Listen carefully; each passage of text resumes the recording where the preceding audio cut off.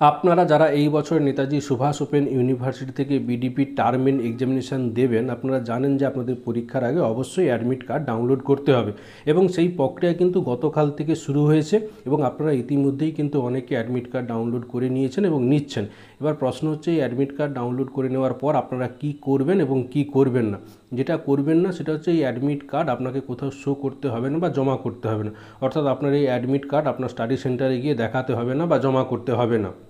এর সাথে কিন্তু আপনাদের এও জানানো হয়েছিল যে আপনারা শুধুমাত্র কিন্তু ফোন, ল্যাপটপ বা সাইবার ক্যাফে থেকে যেখান থেকেই হোক না কেন এই অ্যাডমিট কার্ড কিন্তু আপনারা ডাউনলোড করতে পারবেন। আপনি চাইলে একটা প্রিন্ট করে নিতে পারেন। এই রকম ডাউনলোড করে নেওয়ার পর আপনি কিন্তু কোনোরূপভাবেই কিন্তু স্টাডি সেন্টার থেকে কিন্তু এর হার্ড কপি আপনি কিন্তু পাবেন। এর আগে অফলাইন পরীক্ষাতে যখন অন্যান্য জায়গায় যখন এক্সামিনেশন সেন্টারে পড়তো তখন কিন্তু স্টাডি সেন্টার থেকে একটা হার্ড কপি পাওয়া যেত। এই এখন অনলাইন পরীক্ষা চলছে, এই মুহূর্তে কিন্তু আপনারা কিন্তু কোনোরূপভাবে হার্ড কপি পাবেন না আর সেটা লাগবেও না।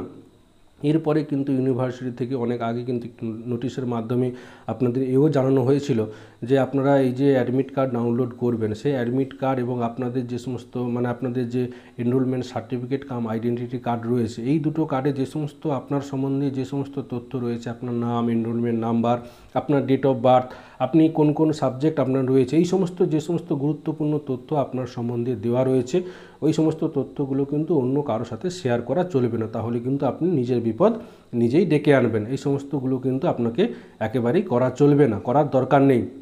এবার কি করবেন, অ্যাডমিট কার্ড ডাউনলোড করে নেওয়ার পর আপনার নাম, এনরোলমেন্ট নাম্বার এই সমস্তগুলো ঠিকঠাক আছে কিনা, ডেট অফ বার্থ মোটামুটি একটু চোখ বুলিয়ে নেবেন, যেহেতু অনলাইন পরীক্ষা এগুলো নিয়ে খুব একটা সমস্যা হবে না। যেটা দেখতে হবে সেটা হচ্ছে আপনি অ্যাসাইনমেন্ট সাবমিট করার সময় আপনার যে সমস্ত পেপারগুলো আপনি অ্যাসাইনমেন্ট সাবমিট করেছেন বা আপনার এই যে একটা যে অ্যাসাইনমেন্ট সাবমিশন স্লিপ আপনি যে ডাউনলোড করেছিলেন তাতে যে সমস্ত পেপারগুলো উল্লেখ ছিল বা আপনি যে সমস্ত পেপারগুলো অ্যাসাইনমেন্ট সাবমিট করেছেন সেই সমস্ত পেপারগুলো আপনার এই অ্যাডমিট কার্ডে উল্লেখ রয়েছে কিনা। আপনার যদি অ্যাডমিট কার্ডে উল্লেখ না থাকে তাহলে কিন্তু আপনার পরীক্ষা কিন্তু হয়তো ওই পেপারটা নাও শো হতে পারে।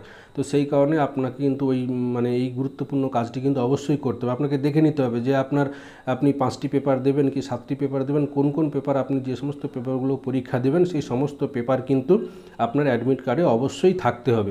এবার যদি থাকে তাহলে আপনার কোনো চিন্তা নেই, এবার প্রিপারেশন ভালো করে করুন, পরীক্ষা দিন।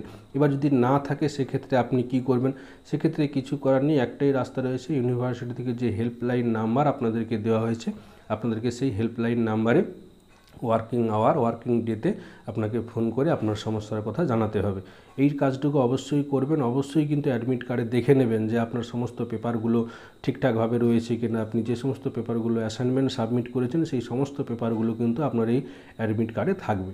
এই ছোট্ট তথ্যটুকু আপনাদের জানানোর ছিল। সকলে ভালো থাকুন, সুস্থ থাকুন, ধন্যবাদ।